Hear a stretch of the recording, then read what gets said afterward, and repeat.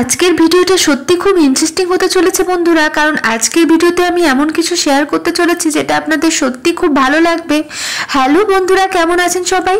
তো 15 আগস্ট দেওঘরে ঠাকুর দর্শনের পর এখন আমরা চলে এসেছি আনন্দবাজার করতে, কারণ আনন্দবাজার হচ্ছে ঠাকুরের যে প্রসাদ গ্রহণ সেটাকে আনন্দবাজার বলা হয়।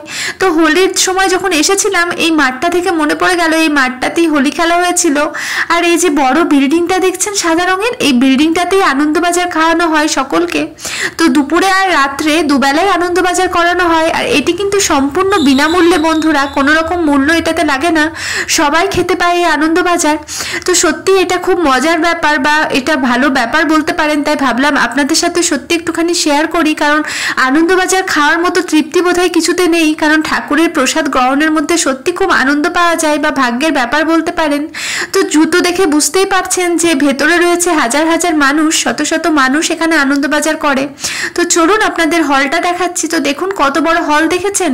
তো এই বিরাট বড় হলে আর কি সবাই বসে একসাথে বসে খাওয়া দাওয়া করে, আনন্দবাজার করে, ঠাকুরের প্রসাদ গ্রহণ করে, হাজার হাজার মানুষ আসে। আর এই আনন্দবাজার চলে কিন্তু দুপুর 12টা থেকে দুপুর 2টো কি 2:30টার মতো হয়তো চলে, কারণ দুপুর 2টোর সময় আগের বার দেখেছিলাম শত শত মানুষ আর কি হাজার হাজার মানুষ খেয়েছিল, আনন্দবাজার করছিল।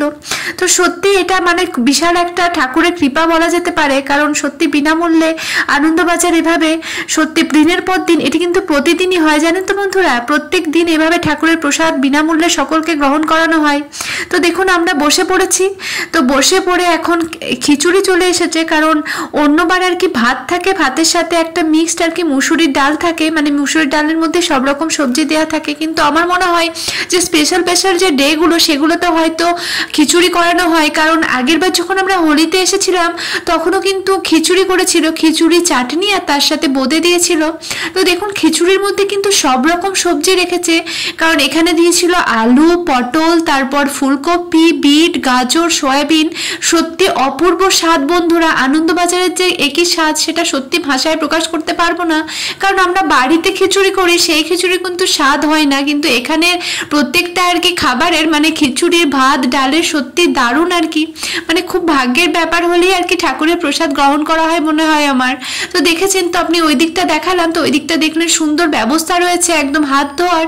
তো তারপর আমি এই দিকটাতে এলাম, এই দিকটা হচ্ছে দেখেছেন রান্নার শালা, মানে বড় বড় যে গ্যাসগুলো দেখছেন, তো এখানেই আর কি রান্না করা হয়। তো মানে ঠাকুরের সত্যি কৃপা ছাড়া হয়তো এরকম হয় না, শ্রী শ্রী আমাদের অনুকূল ঠাকুরের। আর এই যে ওই ভিতরের দিকটা দেখছেন, ভিতরের দিকটা রয়েছে সবজি কাটার ব্যবস্থা। তো আমরা অনেকদিন আগে যখন একবার এসেছিলাম, ঈশান ছোট ছিল, তখন আমরাও না একবার সবজি কেটেছিলাম, কারণ ঠাকুরের কাজে যদি লাগতে পারি তো সত্যি মনটা ধন্য মনে হয়। তো যাই হোক, এখন দেখুন কত কত মানুষ খাচ্ছে, এখনো কিন্তু খাওয়া শেষ হয়নি, এখন চললো, আবার রাত্রেও আনন্দবাজার খাওয়ার আমাদের ইচ্ছা আছে। তো যাই হোক দেখা যাক। তো চলুন বন্ধুরা, আজকের ভিডিওটা আপনাদের শেয়ার করতে পেরে আমারও সত্যি খুব ভালো লাগলো। তাই আপনারা কিন্তু আমার পাশে থাকবেন, আমায় অনেকখানি ভালোবাসা দেবেন। তো আজকের মতো সবাইকে ভালো থাকবেন, টাটা।